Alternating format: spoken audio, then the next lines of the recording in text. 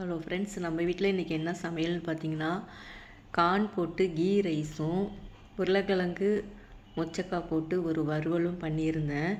மொச்சக்காய் ஒரு கைப்பிடி அளவு எடுத்துக்கோங்க, உருளைக்கிழங்கு ஒரு 2-3 எடுத்துக்கோங்க. இது எல்லாத்தையுமே நம்ம கட் பண்ணிவிட்டு மிளகாத்தூள், உப்பு இது கொஞ்சமாக போட்டு நம்ம குக்கரில் போட்டு ஒரு 2 விசில் விட்டு நம்ம எடுத்துட வேண்டியதான்.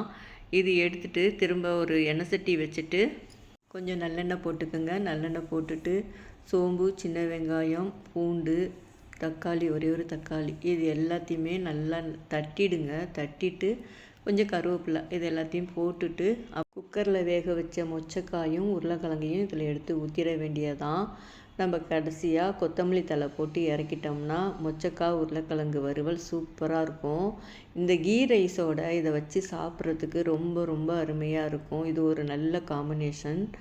நம்ம எப்பயுமே குழம்பு, பொரியல், ரசம் இப்படி ஏதாவது பண்ணிக்கிட்டே தானே இருக்கோம். இன்றைக்கி ஒர்க்கும் நமக்கு வீட்டில் நிறையாவே இருக்கும். சிவன்ராத்திரிங்கிறதுனால எல்லாம் வீடெல்லாம் க்ளீன் பண்ணி தொடச்சி நம்ம பூஜை பண்ணுறதுக்கு வேறு ரெடி பண்ணுவோம்.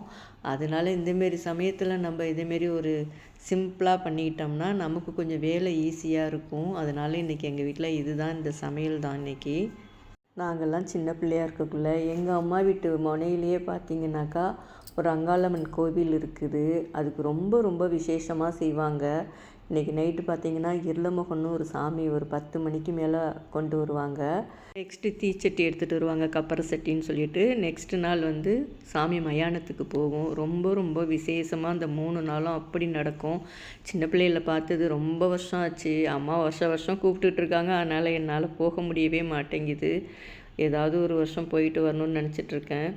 இந்த வீடியோ பிடிச்சிருந்தா இந்த வீடியோவுக்கு ஒரு லைக் கொடுங்க. நெக்ஸ்ட் வீடியோவில் பார்ப்போம். நன்றி, வணக்கம்.